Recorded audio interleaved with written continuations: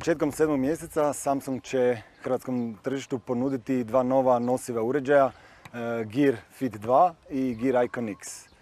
Radi se o uređajima za vježbanje, za aktivan život, ali i za sve one koji jednostavno u gužvi svakodnevnog života žele malo više pažnje posvetiti svom zdravlju, broju koraka koje rade, izmjeriti puls ili jednostavno voditi računa o tome koliko se kreću.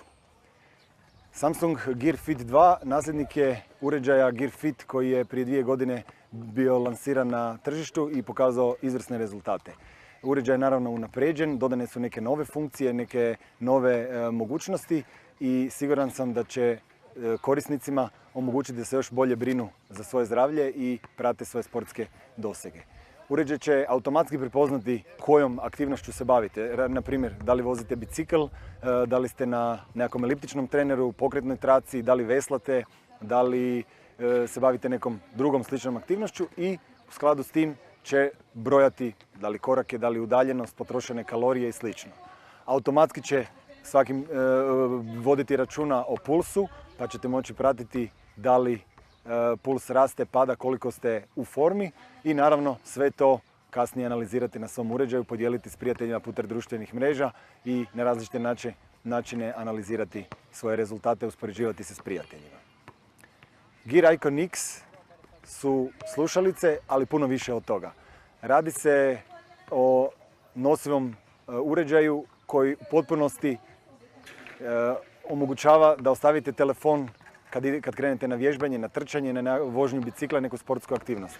Dvije slušalice, svaka sa internom memorijom koju se može pohraniti glazba koju želite slušati, koja vas u tom trenutku motivira, ovisno o tome kako se osjećate. Možete nositi dvije odjednom, možete nositi samo jednu i ponovno slušati glazbu bez obzira da li ste odabrali lijevu, desnu ili ih držite zajedno. Naravno, u slučaju dobijete poziv, možete razgovarati. Uređaj ima kontrole osjetljive na dodir. Uređaj ima GPS funkcionalnost, tako da će mjeriti stazu koju ste prošli, udaljenosti sa sportskim funkcijama u samom telefonu, omogućit će analizu svega toga i ponovno dijeljenje sa vašim prijateljima, uspoređivanje rezultata ili jednostavno samohvalu na društvenim mrežama. Uređaji će sve svoje prednosti i mogućnosti najbolje pokazati u Samsung uređaje. S obzirom da se radi o povezivosti Bluetooth tehnologijom, moći će se povezati na gotovo bilo koji drugi pametni telefon, međutim tada funkcionalnosti neće biti u potpunosti. Samsung uređaji sa instaliranom aplikacijom S-Health potpunosti će dati korisniku da iskoristi sve ono što ovi uređaji nude i mogućnost dijeljenja, analize, raspolaganja svim sadržajima koji su snimljeni, koji su evidentirani u samim uređajima, bit će potpuno.